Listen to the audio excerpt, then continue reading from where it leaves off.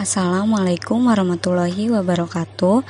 Saya Novita Nurhayati, mahasiswa pendidikan guru sekolah dasar Fakultas Ilmu Pendidikan Universitas Negeri Jakarta.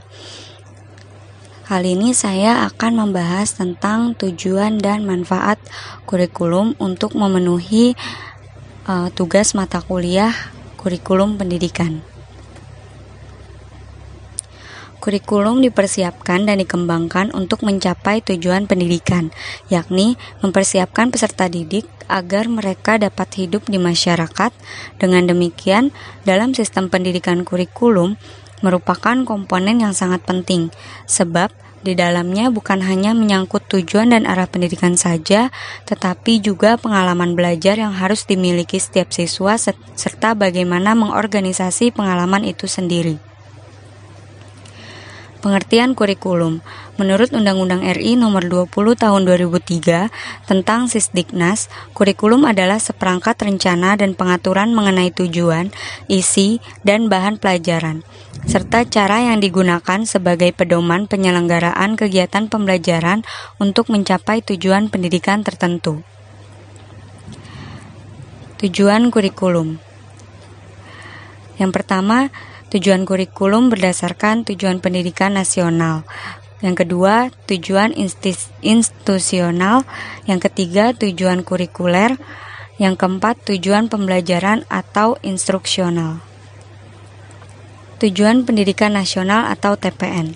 Secara jelas, tujuan pendidikan nasional yang bersumber dari sistem nilai Pancasila dirumuskan dalam Undang-Undang Nomor 20 Tahun 2003 Pasal 3 yang menyatakan bahwa pendidikan nasional berfungsi mengembangkan kemampuan dan membentuk watak serta peradaban bangsa yang bermartabat dalam rangka mencerdaskan kehidupan bangsa, bertujuan untuk berkembangnya potensi peserta didik agar menjadi manusia yang beriman dan bertakwa kepada Tuhan Yang Maha Esa, berakhlak mulia, sehat berilmu, cakap, kreatif, mandiri, dan menjadi warga negara yang demokratis serta bertanggung jawab.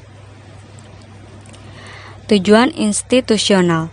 Tujuan institusional adalah tujuan yang harus dicapai oleh setiap lembaga pendidikan, seperti misalnya standar kompetensi pendidikan dasar, menengah, kejuruan, dan jenjang pendidikan tinggi.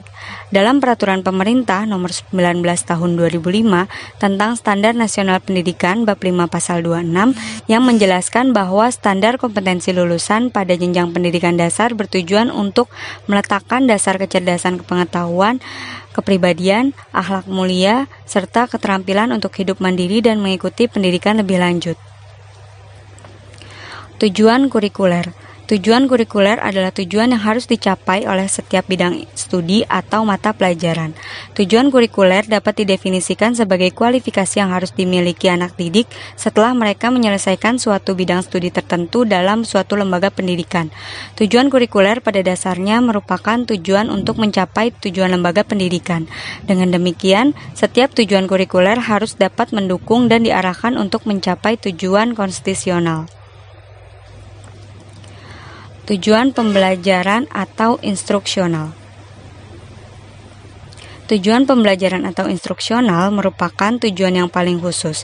Tujuan pembelajaran adalah kemampuan atau keterampilan yang diharapkan dapat dimiliki oleh siswa setelah mereka melakukan proses yang merupakan syarat mutlak bagi guru.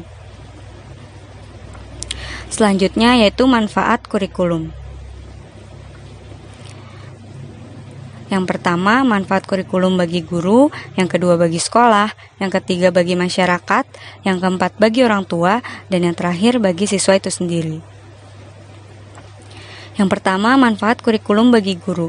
Kurikulum sebagai pedoman bagi guru dalam merancang, melaksanakan, dan menilai kegiatan pembelajaran. Kemudian, kurikulum membantu guru untuk memperbaiki situasi belajar. Kurikulum membantu guru menunjang situasi belajar ke arah yang lebih baik. Kurikulum membantu guru dapat mengadakan evaluasi kemajuan kegiatan belajar mengajar.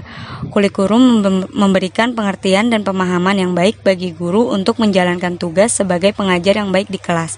Kurikulum mendorong guru untuk lebih kreatif dalam penyelenggaraan program pendidikan. Selanjutnya, manfaat kurikulum bagi sekolah. Kurikulum dijadikan sebagai alat untuk mencapai suatu tujuan pendidikan, baik itu dalam tujuan nasional, institusional, kurikuler, maupun dalam tujuan instruksional. Dengan adanya suatu kurikulum, maka tujuan-tujuan pendidikan yang diinginkan oleh sekolah tertentu dapat tercapai. Selanjutnya, kurikulum mendorong terwujudnya otonomi sekolah dalam penyelenggaraan pendidikan KTSP. Selanjutnya, memberi peluang yang lebih luas kepada sekolah-sekolah plus untuk mengembangkan kurikulum yang sesuai dengan kebutuhan. Selanjutnya, manfaat kurikulum bagi masyarakat. Yang pertama, sebagai acuan untuk berpartisipasi dalam membimbing putra-putrinya di sekolah. Dalam hal ini, orang tua sebagai bagian dari masyarakat. Kemudian, dengan mengetahui suatu kurikulum sekolah, masyarakat dapat berpartisipasi dalam rangka memperlancar program pendidikan serta dapat memberikan kritik dan saran yang membangun dalam penyempurnaan program pendidikan sekolah. Manfaat kurikulum bagi orang tua. Bagi orang tua, kurikulum bermanfaat sebagai bentuk adanya partisipasi orang tua dalam membantu usaha sekolah dalam memajukan putra-putrinya. Bantuan berupa konsultasi langsung dengan sekolah atau guru mengenai masalah-masalah menyangkut anak-anak mereka.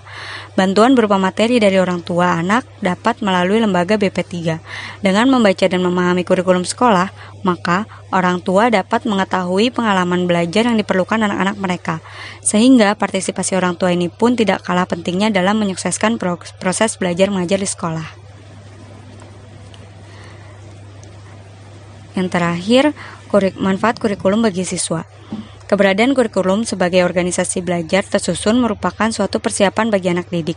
Anak didik diharapkan mendapat sejumlah pengalaman baru yang di kemudian hari dapat dikembangkan seirama dengan perkembangan anak, agar dapat memenuhi bekal hidupnya nanti.